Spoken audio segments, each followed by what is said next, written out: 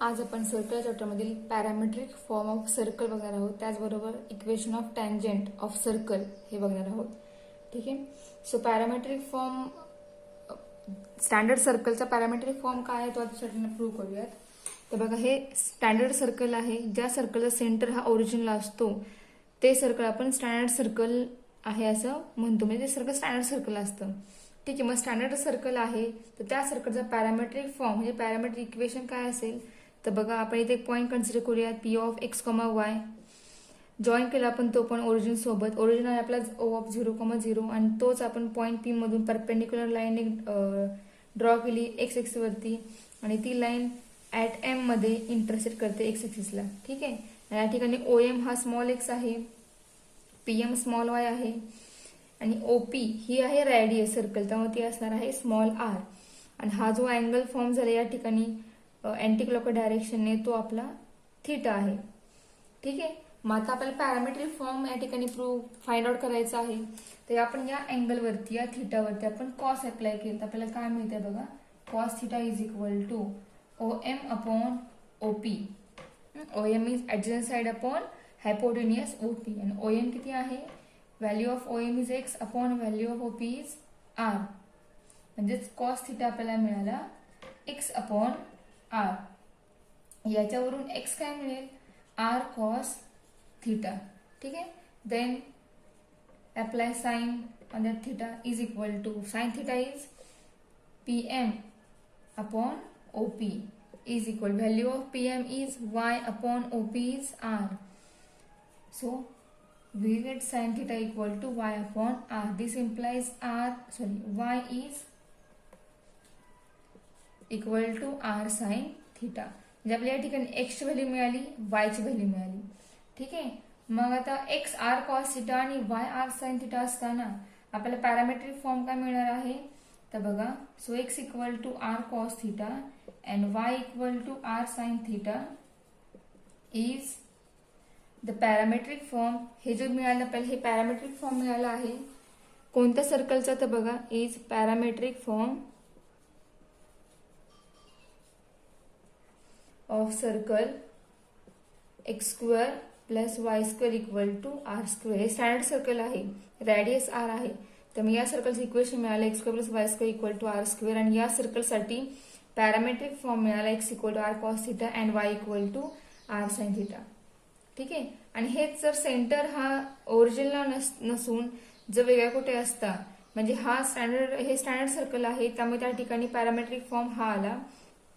पण तेच circle standard circle नसून जर त्या सेंटर ओरिजिन हा 0,0 ऐवजी HK जर असता तर आपल्याला पॅरामेट्रिक इक्वेशन काय मिळालं असतं तर बघा, त्या सर्कलचं इक्वेशन काय असणार आहे तर बघा, the parametric form of circle, कोणतं सर्कल तर x minus h bracket square plus y minus k bracket square is equal to r square is, या सर्कलचा पॅरामेट्रिक फॉर्म काय मिळेल, x equal to h plus r cos theta and y equal to k plus r sine theta. ठीक आहे. जर centre सर्कलचा origin असेल, circle जर स्टँडर्ड सर्कल असेल तर त्या सर्कलसाठी पॅरामेट्रिक फॉर्म हा असणार आहे x equal to r cos theta x y equal to r sine theta. पण सर्कलचा सेंटर जर ओरिजिन नसेल, सर्कल हे स्टँडर्ड सर्कल नसेल तर त्या सर्कलसाठी पॅरामेट्रिक फॉर्म असणार आहे x equal to h plus r cos theta and y equal to k plus r sine theta. जो पॉइंट ऑफ इंटरसेक्टिंग पॉइंट जो आहे सेंटर पासून सर्कल पर्यंत, तो जो पी पॉइंट त्या पी चे कोऑर्डिनेट असणार आहेत H plus r cos theta comma K plus r sine theta. हे दोन जे आहे ते पी चे कोऑर्डिनेट असणार आहेत. म्हणजे ही व्हॅल्यू एक्सची आहे, ही व्हॅल्यू वायची आहे. ती पुट केल्यानंतर तुम्हाला पी चे कोऑर्डिनेट बदलून वेगळे मिळतील यासारखे. ठीक आहे. मग हा झाला parametric form of circle. Next आहे tangent and equation of tangent to the standard circle. तो पॉईंट बघूयात. नेक्स्ट पॉइंट आहे tangent. The definition of tangent is when a line intersects a circle in coincident points, then that line is called as tangent of the circle. म्हणजे एक अशी line की ती line को incident point मध्येच सर्कलला intersect करते, त्या लाईनला म्हणायचं टँजेंट. ठीक आहे, म्हणजे बघा ही रॅडियस आहे सर्कलची, ती रॅडियस सर्कलला या पॉईंटमध्ये इंटरसेक्ट करते. मग हा जो कोइन्सिडेंट पॉईंट जो आहे त्या पॉईंटमधूनच दुसरी एक लाईन आहे ती लाईन जाते एकाच पॉईंटमधून, अशा लाईनला म्हणायचं टँजेंट. जसं इंटरसेक्टिंग पॉईंट जो त्या पॉईंटला म्हणायचं पॉईंट ऑफ कॉन्टॅक्ट. इंटरसेक्टिंग पॉईंटला बोलायचं आहे पॉईंट ऑफ कॉन्टॅक्ट. ठीक आहे, मग या टँजेंटचं इक्वेशन काय असेल तर बघा जनरल इक्वेशन बघणार आहोत डायरेक्ट आपण. So this general equation of tangent to circle. आता हे सर्कल कसलं आहे, सर्कल स्टँडर्ड सर्कल आहे आणि equation of standard circle is x square plus y square equal to r square.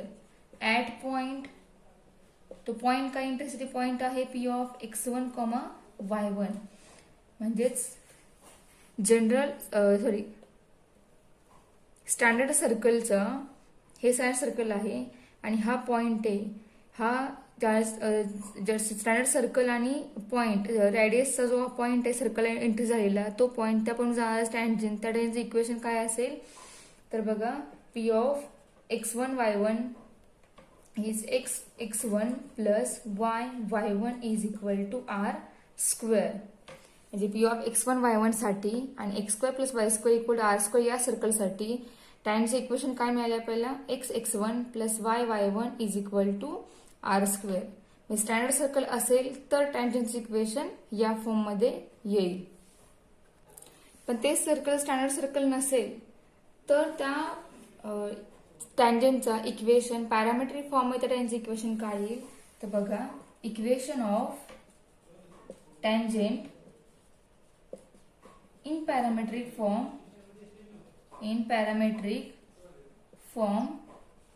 Is. त्यावेळेला काय होणार आहे, पी चे कोऑर्डिनेट बदलणार. मग अशा बघितलं आपण पी चे आपण एक्स वाय व्हॅल्यू फाइंड केले. एक्स ची व्हॅल्यू आली होती आर कॉस थिटा आणि वाय आली होती आर साइन थिटा. ठीक आहे, मग ह्या व्हॅल्यू एक्स ह्या बदलल्या होत्या व्हॅल्यू आपल्या, त्यामुळे या पी चे कोऑर्डिनेट बदलणार. हे व्हॅल्यू पुट केल्यानंतर मग त्यावेळेला या पी चे कोऑर्डिनेट बदलल्यामुळे आपल्याला इथले इक्वेशन चेंज होणार आहे. हे इक्वेशन कधी येईल जर सर्कल स्टँड सर्कल असेल आणि point P of x1 y1 असेल त्यावेळेला आपल्या टँजेंटचं इक्वेशन या फॉर्म मध्ये मिळेल. पण तेच सर्कल स्टँडर्ड सर्कल नसेल तर पी चे कोऑर्डिनेट बदलतील. ते कोऑर्डिनेट येणार r cos theta plus r sine theta. थिटाला होता θ1 कन्सिडर करतोय is equal to x1, y1. Same तेच, फक्त त्या x1 y1 ऐवजी आपण दोघांच्या व्हॅल्यूज ह्या आहेत त्या पुट करतोय आणि ह्या व्हॅल्यू इथे ह्या इक्वेशन मध्ये पुट केल्यानंतर आपल्याला पॅरामेट्रिक इक्वेशन काय मिळेल टँजेंटच्या फॉर्म मध्ये. म्हणजे टँजेंटचे इक्वेशन पॅरामेट्रिक फॉर्म मधून काय मिळेल तर बघा x into x1 means r cos θ1 plus y into y1 means r sine θ1 is equal to आपल्याला इथं काय आहे आर स्क्वेअर मिळालेला आहे. ठीक आहे, मग या ठिकाणी बघा आर स्क्वेअर आहे पण आपल्या या ठिकाणी आर स्क्वेअर आहे. तर मिळेल काय बघा इथे या दोन्ही टर्म मधून आर कॉमन निघेल आणि ब्रॅकेट शिल्लक राहील x cos θ1 plus y sine θ1 is equal to r square. हा आर इथला कॅन्सल होईल. कॅन्सल फायनल इक्वेशन आपल्याला मिळेल r cos θ1 plus y sine θ1 is equal to r. मग हा मिळाला पॅरामेट्रिक हे मिळालं टँजेंट इक्वेशन पॅरामेट्रिक फॉर्म मध्ये असलेलं. ठीक आहे, म्हणजे हे मिळालं स्टँडर्ड इक्वेशन टँजेंटसाठी स्टँडर्ड सर्कलचं. ठीक आहे, हे मिळालं पॅरामेट्रिक टँजेंट इक्वेशन मिळालं पण पॅरामेट्रिक फॉर्म मध्ये असलेलं टँजेंट इक्वेशन मिळालं. हे याचा सेंटर जो आहे सेंटर ओरिजिन नसून तो सेंटर h, k असणार आहे. ठीक आहे, आपल्याला हे दोन्ही इक्वेशन आहे ते दोन्ही लागणार आहेत. ज्या ठिकाणी आपल्याला standard equation tangent equation find करायचं आहे त्यावेळेला आपल्याला एक्झाम्पल बघून यापैकी कोणतं यूज करून आपल्याला इक्वेशन काढतील ते त्या एक्झाम्पलवर डिपेंड राहणार आहे. ठीक आहे, मग यानंतर नेक्स्ट पॉईंट आहे कंडिशन ऑफ टँजेन्सी. तो पॉईंट बघूयात.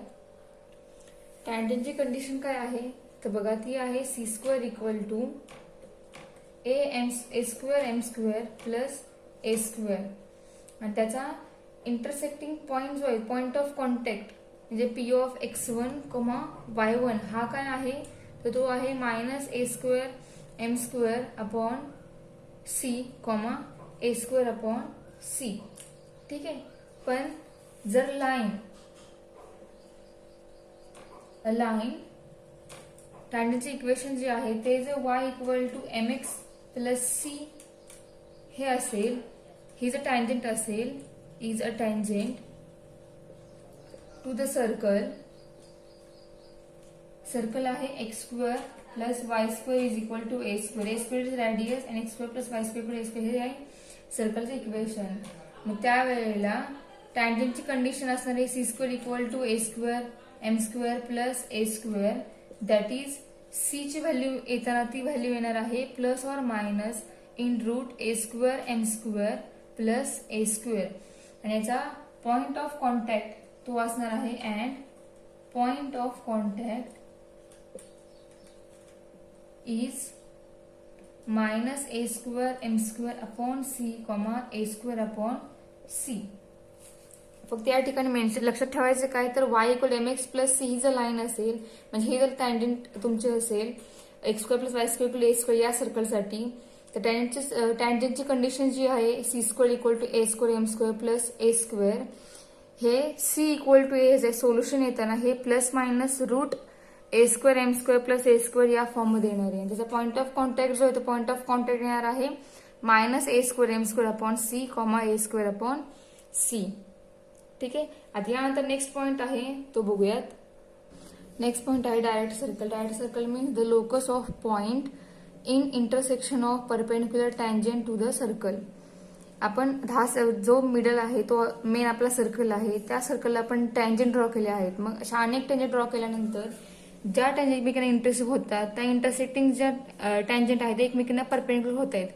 आणि अशा ज्या इंटरसेक्टिंग टँजंटचे पॉइंट आहे, त्या पॉइंट आपण जर जॉईन केले, तर ते पॉइंट जॉईन केल्यानंतर आपल्याला जो सर्कल मिळणार आहे त्या सर्कलला म्हणायचं डायरेक्टर सर्कल. आणि अशा पॉइंटचा सेट, म्हणजे त्या पॉइंटला आपण काय म्हणतो, लोकस म्हणतो, की जे पॉइंट की ते पॉइंट एकच जॉमेट्रिकल कंडिशन सॅटिस्फाय करतात.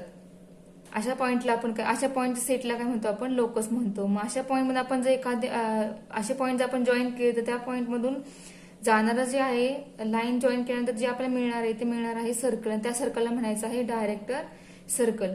म्हणजे हे सेंटरला जे आहे ते आपलं सर्कल आहे आणि ते स्टँडर्ड सर्कल आहे. त्या आपल्या सर्कलचा इक्वेशन असणार आहे x² + y² = a². ठीक आहे. हे मिडलला जे आहे ते आपलं स्टँडर्ड सर्कल आहे, त्याचं इक्वेशन आहे x² + y² = a². आणि त्याला टँजंट ड्रॉ केल्यानंतर त्या टँजंटच्या परपेंडिक्युलर पॉइंट मधून आपण दुसरं एक ते पॉइंट जॉईन करण्यात आपल्याला दुसरी डायग्राम एक मिळाली आहे, ती आहे डायरेक्टर सर्कलची. आणि त्या सर्कलचं इक्वेशन असणार आहे x² + y² = 2a. जो इथं a असेल त्या a ला मल्टिप्लाय 2 करायचा.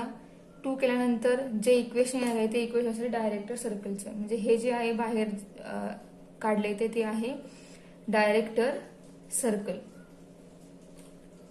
ठीक आहे. बाकी यात काही वेगळा असं नवीन काय पॉईंट नाही, फक्त एवढंच की अनेक टँजंट आपण ड्रॉ केल्यानंतर त्या टँजंट एकमेकींना इंटरसेक्ट होतात आणि ज्या पॉईंट इंटरसेक्ट होत आहेत तो जो पॉईंट आहे त्या ठिकाणी परपेंडिक्युलर एकमेकांमध्ये 90° अँगल फॉर्म होतो. आणि ते जे पॉईंट आहेत इंटरसेक्टिंग झालेले पॉईंट, ते पॉईंट आपण एकमेकांना जॉईन केले की त्या पॉईंटमध्ये जाणारी जी डायग्राम तयार होते ती डायग्राम होते डायरेक्टर सर्कलची. ठीक आहे. आता याच्यावर डिपेंड आपला 6.3 लास्ट एक्सरसाइज आहे, तो लास्ट एक्सरसाइज बघूया आपण. 6.3 मध्ये क्वेश्चन नंबर फर्स्ट आहे write the parametric equation of the circle. आपल्याला पॅरामीट्रिक इक्वेशन फाइंड करायचे आहेत आणि त्यासाठी एक्झाम्पल आहे, सेकंड एक्झाम्पल आहे x² + y² + 2x - 4y - 4 = 0. स्टार्टिंगला multiply x multiply y term आपण एकत्र करूया आणि कॉन्स्टंट टर्म आपण नेक्स्ट स्लाइडला पाठवूया. म्हणजे आपल्याला काय मिळेल बघा, x² + 2x + y² - 4y = 4. आता यानंतर आपल्याला याचं कन्व्हर्जन सेंटर रेडियस फॉर्म मध्ये करावं लागेल. त्या फॉर्म मध्ये कन्व्हर्ट केल्यानंतर आपल्याला कम्पेअर करून आपल्याला या ठिकाणी व्हॅल्यू मिळणार आहेत. एच आणि के ची व्हॅल्यू मिळेल, त्याचबरोबर आर मिळेल आणि ती व्हॅल्यू पुट केल्यानंतर आपल्याला पॅरामीट्रिक इक्वेशन्स मिळतील. ठीक आहे. आता बघूयात हे फर्स्ट ब्रॅकेट झालेलं आहे, हे सेकंड ब्रॅकेट आहे. आता या ब्रॅकेटमध्ये आपल्याला ब्रॅकेट स्क्वेअर हवा आहे, x minus h bracket square plus y minus k bracket square equal to r square. आपल्याला या इक्वेशनचं या फॉर्ममध्ये कन्व्हर्जन करायचं आहे. मग या फॉर्ममध्ये कन्व्हर्ट करण्यासाठी आपल्याला ब्रॅकेट स्क्वेअर मिळाला पाहिजे. ब्रॅकेट स्क्वेअर मिळण्यासाठी आपल्याला या ठिकाणी थर्ड टर्म फाइंड केली पाहिजे आणि ती थर्ड टर्म फाइंड केल्यानंतर आपल्याला कम्पेअर करून एच आणि के याची व्हॅल्यू मिळणार आहे. ठीक आहे, मग थर्ड टर्म काय असेल बघा, फर्स्ट टर्म एक्स स्क्वेअर आहे, सेकंड टर्म 2x आहे प्लस मग थर्ड टर्म काय असेल तर बघा x square plus 2x plus third term find करण्यासाठी एक ट्रिक आहे. ती ट्रिक म्हणजेच काय, तर मिडल टर्म जी आहे 2x त्यात जी असेल मिडल टर्म त्या मिडल टर्मला 2 ने डिवाइड करायचं. म्हणजे या ठिकाणी मिडल टर्म म्हणजे x ला मल्टिप्लाय टर्म 2 आहे, मग त्या टर्मला 2 ने डिवाइड करायचं आणि ब्रॅकेट स्क्वेअर घ्यायचा, coefficient of x bracket square. Formula आपला कसा आहे थर्ड टर्म फाइंड करण्यासाठी, कोएफिशियंट ऑफ एक्स डिवाइड 2 आणि होल ब्रॅकेट स्क्वेअर. आपल्याला व्हॅल्यू काय मिळेल बघा, 2/2 ब्रॅकेट स्क्वेअर 2/2 2 गेट कॅन्सल म्हणजे व्हॅल्यू मिळेल 1 आणि 1 स्क्वेअर इक्वल टू 1. या ठिकाणी या x square plus 2x third term झाली 1. ठीक आहे, प्लस सिमिलरली सेकंड ब्रॅकेट जे आहे वाय स्क्वेअर मायनस 4y. या दोघांसाठी तिसरी टर्म याची काय असेल तर बघा, कोएफिशियंट ऑफ या ठिकाणी y येईल, डिवाइड 2 तो सेम राहणार, कोएफिशियंट ऑफ y. तर yचा कोएफिशियंट काय या ठिकाणी 4 आहे, पॉझिटिव्ह व्हॅल्यू घ्यायची 4 कारण ब्रॅकेट स्क्वेअर आहे, निगेटिव्ह साइन घेऊन सुद्धा ते निगेटिव्ह साइन पॉझिटिव्ह होणार finally. So 4/2 we get 2 and 2 square is 4. म्हणजे या ठिकाणी थर्ड टर्म असणार आहे पॉझिटिव्ह 4 आहे, म्हणजे या ठिकाणी थर्ड टर्म प्लस 4 येणार and equal to.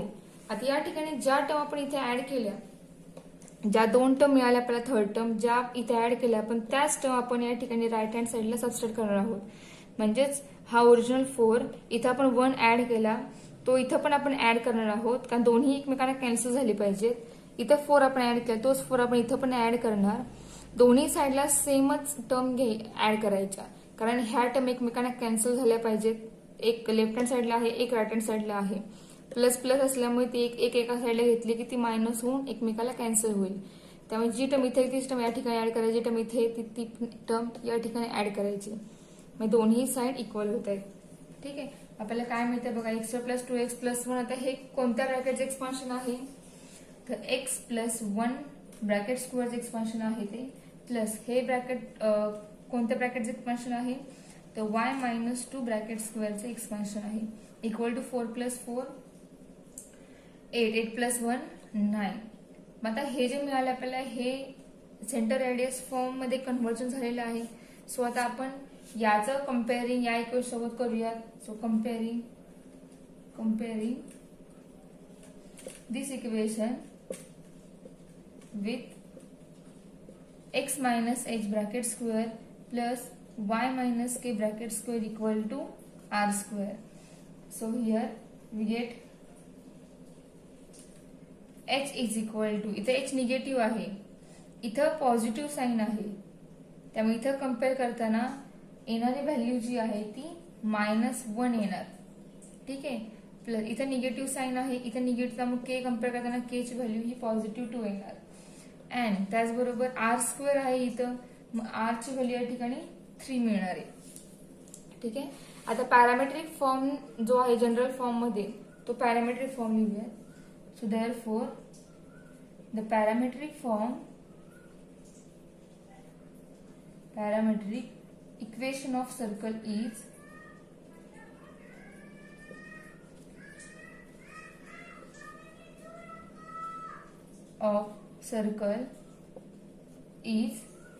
x equal to h plus r cos theta and y equal to k plus r sin theta. ठीक आहे, सो व्हॅल्यू पुट करूया या ठिकाणी. x is equal to h, value of h is -1 plus r3 into cos theta, y equal to value of k is 2 plus r is 3 into sin theta. मी parametric equation आपल्याला काय मिळाली, x equal to -1 plus 3 cos theta and y equal to 2 plus 3 sine theta. या ठिकाणी centre radius present होता, त्यामुळे आपल्याला या ठिकाणी सेंटर रेडियस फॉर्म बरोबर कम्पेअर करून पॅरामेट्रिक फॉर्म या वापरावा लागला. पण जर इक्वेशन त्यांना फक्त एक्स आणि वाय असेल आणि आर दिला असेल तर त्या ठिकाणी आपण डायरेक्ट जो जनरल स्टँडर्ड सर्कलसाठी दिलेला प्रूव्ह केलेला आहे पॅरामेट्रिक फॉर्म तो आपण यूज करून पॅरामेट्रिक इक्वेशन फाइंड करणार. ठीक आहे. सो यासारखं सेम आपण अजून एक्झाम्पल एक बघूयात. बघा फर्स्ट एक्झाम्पल आहे x square Y square equal 9. आता या ठिकाणी बघा फक्त एक्स स्क्वेअर आणि वाय स्क्वेअर स्क्वेअर मध्ये टर्म प्रेझेंट आहे आणि इक्वल टू 9 आहे. म्हणजे हे जे आहे इक्वेशन हे स्टँडर्ड सर्कलच्या फॉर्म मध्ये इक्वेशन आहे. सो आपण हे स्टँडर्ड सर्कल सोबत कम्पेअर करूयात. म्हणजे आपल्याला आर ची व्हॅल्यू मिळेल आणि त्या आर वरून आपल्याला पॅरामेट्रिक इक्वेशन्स मिळतील. So comparing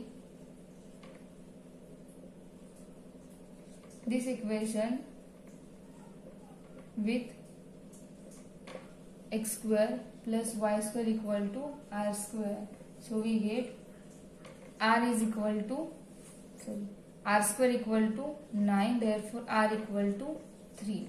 Then the parametric equation r x equal to r cos theta, y equal to r sin theta, therefore x equal to 3 cos theta and y equal to 3 sin theta. ठीक आहे. Question complete झालेला आहे. यानंतर आपण question 3 बघूयात. Question 3 आहे find the equation of a tangent to the circle. Circle आहे x square plus y square minus 3x plus 2y equal to 0 at the origin. ठीक आहे. मग सर्कल आहे आपला x square plus y square minus 3x plus 2y equal to 0 आणि centre त्या सर्कलचं आहे ओरिजिन. सो जनरल इक्वेशन्स लिहूया टँजेंट आणि सर्कल. त्यानंतर आपल्याला कम्पेअर करून व्हॅल्यूज मधील व्हॅल्यूज पुट केल्यानंतर आपल्याला टँजेंटचं इक्वेशन मिळेल. So the equation of tangent to the circle x square circle आहे x square plus y square plus 2gx plus 2fy plus c equal to 0 at p of x1, y1 is times equation काय असेल at point this and equation of circle is this is x1 plus y1 plus g of x plus x1 plus f of y plus y1 plus c is equal to 0. आता या ठिकाणी आपल्याला values लागणार आहेत GFC. त्या values आपण put up केल्या या ठिकाणी की आपल्याला आन्सर मिळणार आहे. ठीक आहे. सो कम्पेअरिंग हे एका इक्वेशन वर कन्सिडर करूया. So comparing the equation x square plus y square minus 3x plus 2y plus equal to 0 with x square plus y square plus 2gx plus 2fy plus c equal to 0. आपल्याला काय मिळेल याच्यावरून we get value of g 2g is equal to minus 3 2f equal to 2 and c equal to 0. So here g is equal to minus 3 by 2 and f is equal to 1 and c is equal to 0. यावेळेला आपण equation number 1 मध्ये put up करूयात. Put values in equation 1. आता आपलं circle जे आहे ते circle centre ओरिजिनला आहे त्यामुळे इथं आपण या ठिकाणी ओरिजिनला असल्यामुळे x1 y1 हा जो आहे तो आपण 0,0 घेणार आहोत. ठीक आहे. सो पुट करूया व्हॅल्यूज. आपल्याला काय मिळेल बघा x into bracket 0 plus y into bracket 0 plus g of g किती मिळालाय minus 3 by 2 into next bracket x plus 0 plus f मिळालाय 1 प्लस y प्लस y1 0 प्लस c 0 is equal to 0. So x into 0 0 y into 0 0 minus 3 by 2 into x means minus 3 by 2 x plus y equal to 0. म्हणजे equation काय मिळालं टँजेंटचं minus 3x plus 2y upon 2 is equal 0. मग upon 2 जो आहे तो आपण काय करूयात इकडे घेऊयात, राईट साईड तो काय होईल 0 ला मल्टिप्लाय होईल आणि आन्सर 0 येईल. Therefore equation of tangent is -3x plus 2y equal to 0. Minus आहे तर आपण कॅन्सल करूयात, म्हणजे आपल्याला फायनली इक्वेशन मिळेल 3x minus 2y is equal to 0. हे आपल्याला इक्वेशन मिळाले. ठीक आहे. त्याचबरोबर आपला जो 6.3 आहे तो संपलेला एक्झरसाइज आहे. छोटा आहे एक्झरसाइज, यामध्ये अजून 2-3 एक्झाम्पल आहेत, पण तुम्हाला जमतील ते इझी आहेत एक्झाम्पल्स. आपण नेक्स्ट लेक्चरला नेक्स्ट चॅप्टर जो आहे न्यू चॅप्टर तो सुरू करणार आहोत.